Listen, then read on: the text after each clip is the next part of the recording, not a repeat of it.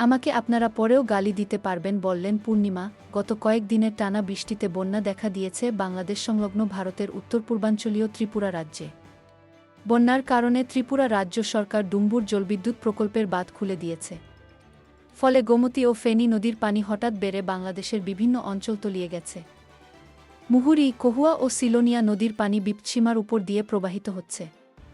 এরপরই ফেনী, কুমিল্লা, নোয়াখালীসহ দেশের বেশ কিছু অঞ্চলে বন্যা দেখা দিয়েছে। ইতোমধ্যেই যোগাযোগ বিচ্ছিন্ন অবস্থায় রয়েছে ফেনীর লক্ষাধিক মানুষ। সামাজিক যোগাযোগ মাধ্যম থেকে শুরু করে বিভিন্ন মাধ্যমে নিজেদের উদ্ধারের আকুতি জানাচ্ছেন তারা।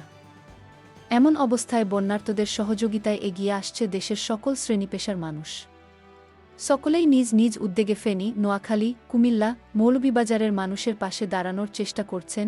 ঢাকায় সিনেমার চিত্রনায়িকা পূর্ণিমা বৃহস্পতিবার ২২ আগস্ট সকাল থেকেই নিজের ভেরিফায়েড ফেসবুক পেজে একের পর এক জনসচেতনামূলক পোস্ট শেয়ার করছেন, যে সকল পোস্টে বন্যার্তদের সাহায্যের আহ্বান জানানো হচ্ছে। একই সঙ্গে যারা এখনও প্রতিকূল অবস্থা থেকে উদ্ধার হতে পারেননি, তাদের তথ্যগুলোও তুলে ধরার চেষ্টা করছেন।